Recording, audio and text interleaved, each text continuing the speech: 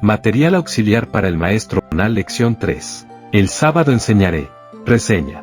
En las dos lecciones anteriores, vimos que la misión está, ante todo, cimentada en la obra de Dios. La misión de Dios es el motor para que todas las demás formas de misión tengan éxito. Esta semana, la atención se corre de la misión de Dios al llamado a la humanidad a asociarse con Dios para compartir su amor con el mundo en general. Aunque la atención se centra en el aspecto humano de la misión, todo lo que sigue debe leerse a la luz de las 2 semanas anteriores, que se focalizan en la iniciativa y la intención misioneras de Dios. Las Escrituras contienen numerosos relatos y pasajes que ilustran el llamado activo de Dios a los seres humanos para compartir las bendiciones que Él desea que experimente toda la humanidad. Esta semana exploraremos varios de estos ejemplos. Todos ellos deben leerse a la luz del diseño original de la creación de Dios en Génesis 1 y 2, resumido de forma sucinta en Génesis 1 y 26 al 28. Aún después de la caída, las intenciones originales de Dios para la humanidad eran las mismas, pero la puesta en práctica de esas intenciones cambió debido a la ruptura relacional, que fue el resultado de la decisión de Adán y de Eva. Ahora, además del deseo original de Dios, era necesario un plan de redención. Este plan comienza en el Antiguo Testamento, se cumple en la vida, la muerte y la resurrección de Jesús. Y los seguidores de Jesús lo comparten a lo largo del resto del Nuevo Testamento. Comentario. Cuando Dios creó la tierra y puso a la humanidad en el mundo recién creado, compartió su intención original con Adán y Eva. Fueron llamados a velar por la tierra, incluyendo todos los seres vivos, y a ser fructíferos y multiplicarse, Gen 1, 26-28.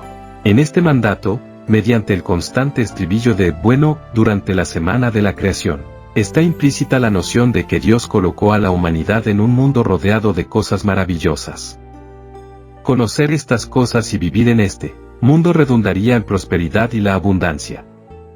Dios estaba íntimamente comprometido con la vida que se desarrollaba aquí, en la tierra. La práctica de Dios era pasearse periódicamente por el jardín del Edén, Génesis 3, 8. La humanidad recibió gran libertad para vivir de forma creativa las funcionalidades que Dios le había otorgado.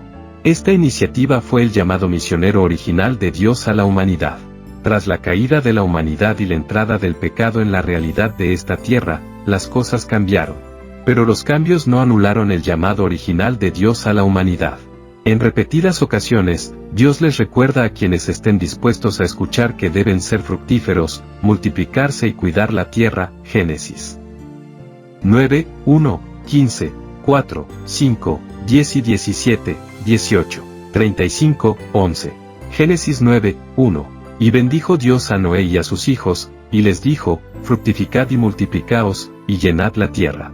Génesis 15, 4-5. 4. Y aquí que vino palabra de Jehová a él, diciendo, no te heredará sino un hijo tuyo será el que te heredará. Y lo llevó fuera, y le dijo, mira ahora los cielos, y cuenta las estrellas, si las puedes contar. Y le dijo, así será tu descendencia. Génesis 22, 17-18. 17. De cierto te bendeciré, y multiplicaré tu descendencia como las estrellas del cielo y como la arena que está a la orilla del mar. Y tu descendencia poseerá las puertas de sus enemigos.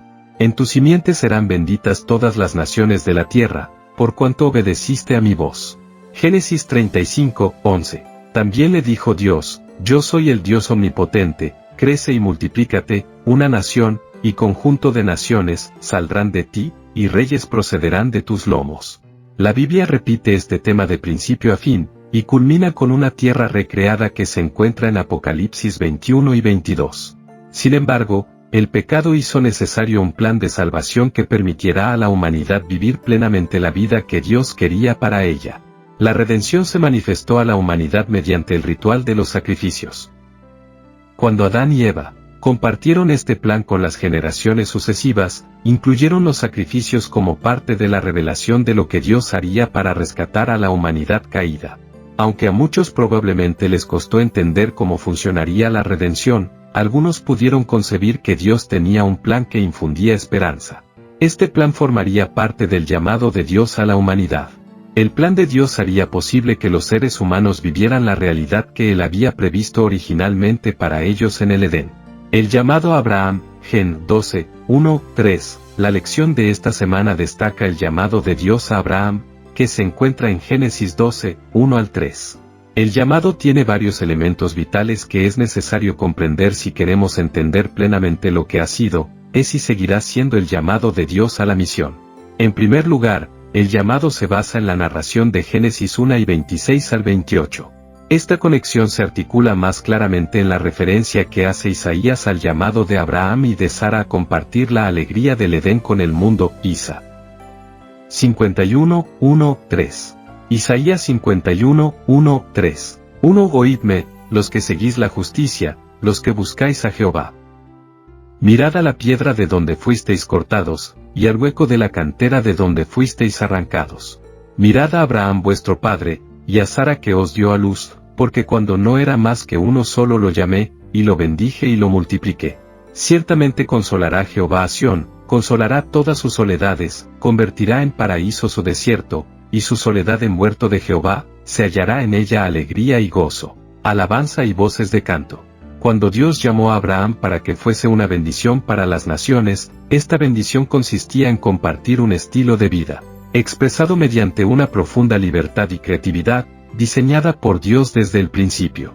No es fácil comprender plenamente la bendición de Génesis 12, 1 al 3 cuando leemos este texto de manera superficial, pero su significado se aclara cuando lo leemos dentro del corpus más amplio de las Escrituras. Génesis 22 añade detalles adicionales al mensaje que Abraham fue llamado a compartir, a saber, el plan de Dios de ofrecer un sustituto a la humanidad mediante la muerte y la posterior resurrección del Señor. Este plan dio esperanza a la humanidad de que los efectos del pecado y la muerte podrían superarse. También daba esperanza de que las promesas de Génesis 1 y 26 al 28 podrían volver a cumplirse plenamente en el futuro. Otro elemento del llamado a Abraham que pasamos por alto se encuentra en Génesis 12, 1 al 3. Abraham fue llamado a bendecir a las naciones. Nosotros somos llamados a hacer lo mismo.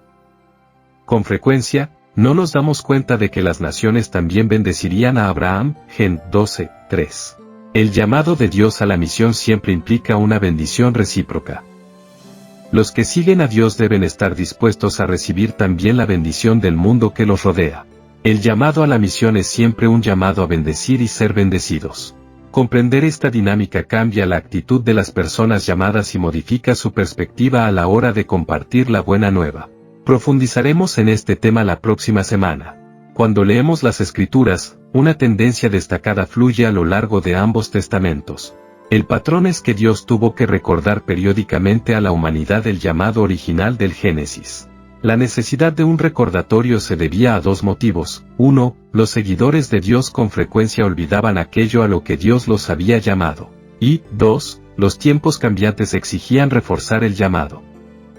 Es decir, de tanto en tanto, es necesario contextualizar la esencia del llamado de Dios. Pero el llamado en sí continúa siendo básicamente el mismo. El espacio no permite explorar a fondo todos los recordativos posteriores del llamado de Dios a la misión en toda la Biblia, pero unos pocos pueden servir de ejemplo. Cuando Dios sacó a los israelitas de Egipto y los condujo al desierto, recordó explícitamente a su pueblo que, como nación, estaban llamados a servir a todas las demás naciones como sacerdotes. Éxodo 19, 4-6. Éxodo 19, 4-6. 4. Vosotros habéis visto lo que he hecho a los egipcios, y cómo os he traído sobre alas de águilas, y os he traído a mí. Ahora, pues, si diereis oído a mi voz, y guardareis mi pacto, vosotros seréis mi especial tesoro sobre todos los pueblos, porque mía es toda la tierra. Y vosotros me seréis un reino de sacerdotes, y gente santa. Estas son las palabras que dirás a los hijos de Israel. En otras palabras, Israel fue llamado a ser una bendición para las naciones de su entorno y a recibir bendiciones de ellas. Salomón repitió el llamado en su oración de dedicación del templo recién construido, 1 Reyes 8, 41-43. 1 Reyes 8, 41-43. 41. Asimismo, también al extranjero que no es de tu pueblo Israel, que viniere de lejanas tierras a causa de tu nombre, porque oirán de tu grande nombre, de tu mano fuerte y de tu brazo extendido, y viniere a orar a esta casa. Tú oirás en los cielos, en el lugar de tu morada, y harás conforme a todo aquello por lo cual el extranjero hubiere clamado a ti. para que todos los pueblos de la tierra conozcan tu nombre, para que te teman como tu pueblo Israel, y entiendan que tu nombre es invocado sobre esta casa que yo edifiqué. Los profetas, tanto de Israel como de Judá, repitieron este llamado de diversas maneras, como puede verse en Isaías 7 y 23 al 25 y Miqueas 4, 2 al 5. Después de que Israel regresara del exilio, Dios volvió a recordarles este llamado por medio del profeta Zacarías 8, 20-23. Jesús hizo realidad este llamado y lo demostró. Esto finalmente llevó al cumplimiento del plan de salvación por medio de su vida, muerte y resurrección. Después de pasar unos años con Jesús y ser testigos de su resurrección, los discípulos fueron llamados del mismo modo que Abraham y luego Israel, como leemos en Mateo 28, 18 al 20.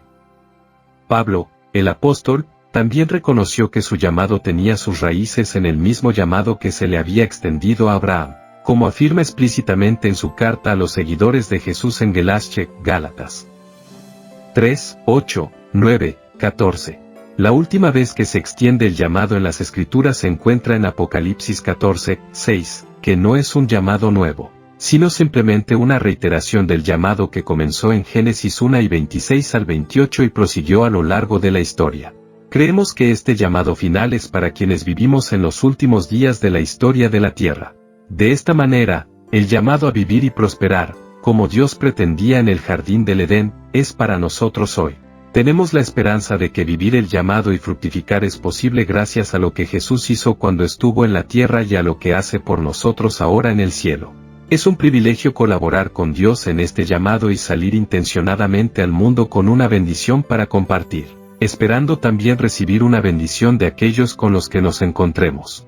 Aplicación a la vida. A menudo, cuando la gente oye o predica sobre el llamado a la misión, limita ese llamado a compartir las buenas nuevas como si se tratara meramente de compartir información. No cabe duda de que compartir la bendición que se presentó por primera vez a la humanidad en el Edén y que se ha transmitido por muchos medios a lo largo de la historia implica compartir información. Pero el llamado incluye mucho más que eso.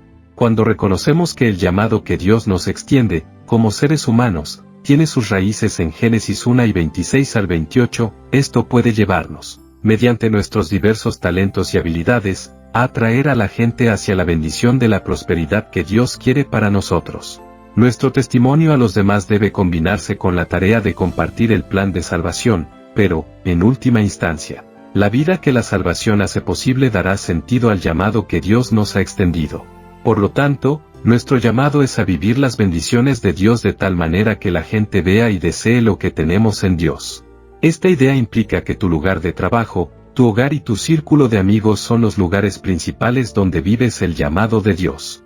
Mientras que predicar y repartir publicaciones misioneras tienen su lugar, el cumplimiento primario del llamado a Abraham y a ti también incluye cómo vives tu vida diaria de manera consciente con otros que no se han entregado a Jesús, o no han tenido el privilegio aún de conocerlo. Pero recuerda que el llamado de Dios es una bendición recíproca. Si vives el llamado en tu vida diaria, espera recibir bendiciones por medio de las personas más inesperadas.